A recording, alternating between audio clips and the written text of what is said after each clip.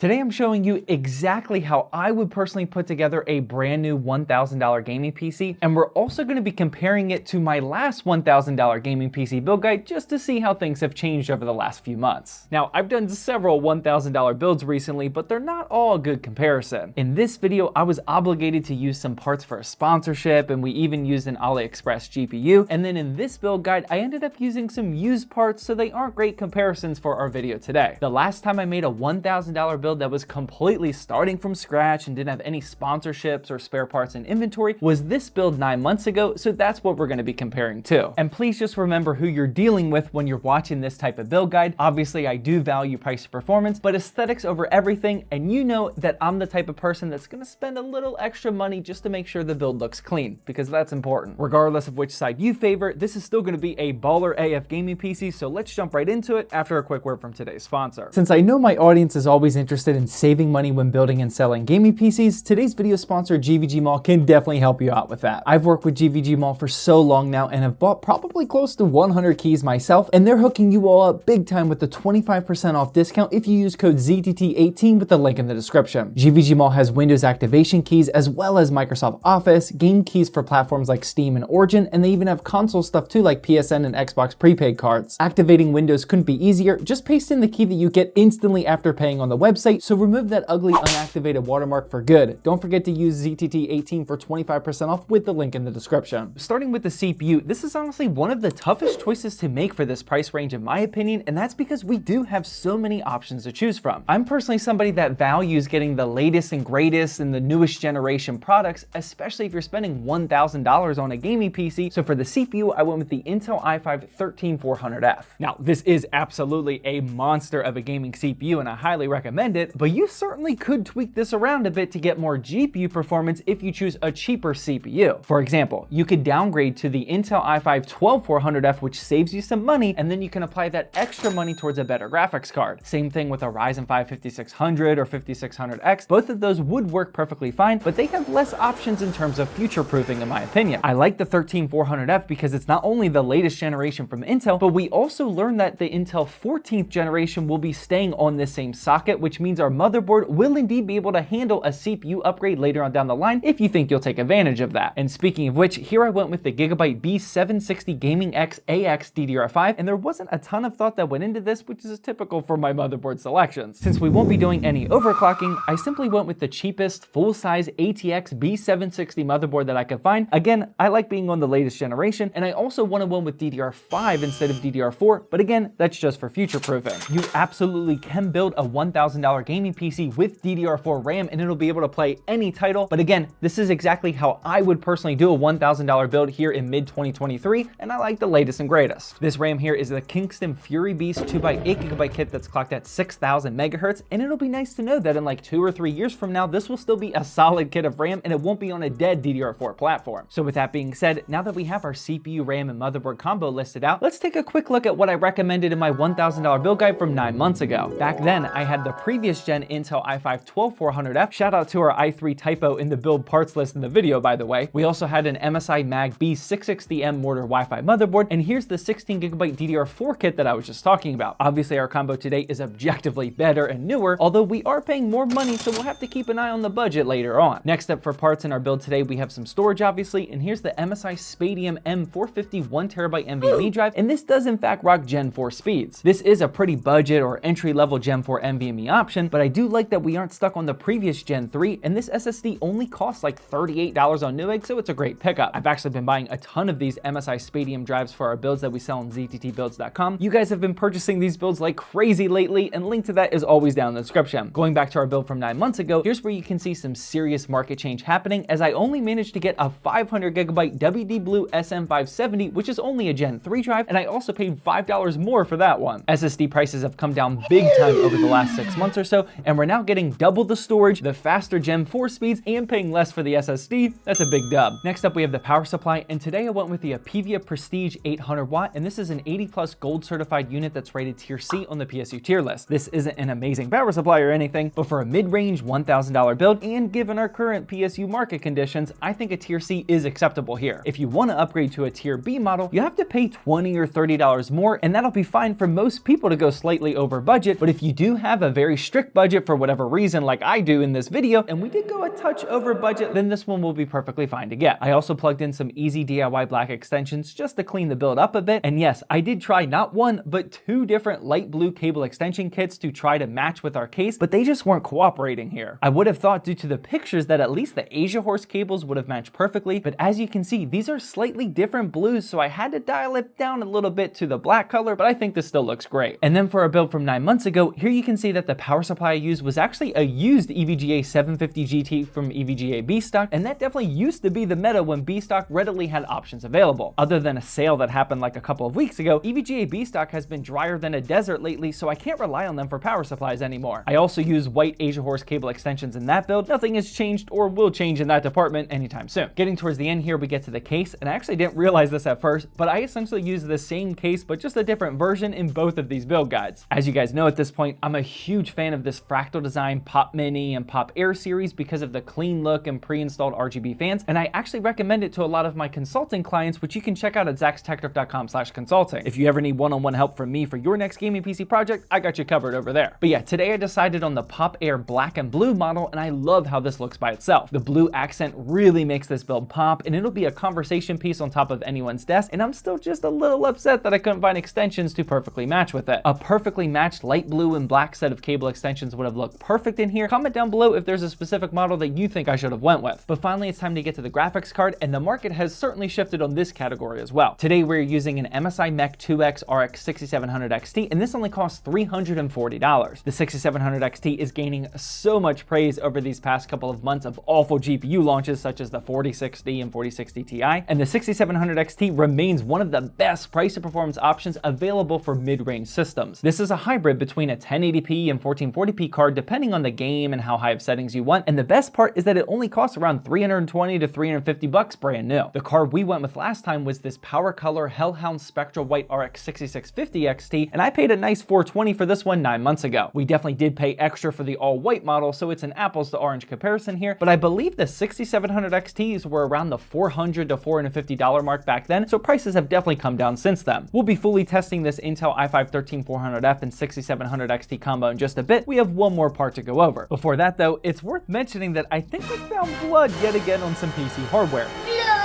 We literally just went through this with our Jawa video a couple of weeks ago, and our investigation results ended up being wrong because it wasn't actually blood there, but this time I don't think it could be anything else. I've watched literally every single episode of Dexter, so I know a thing or two about blood splatter. Surprise, motherfucker.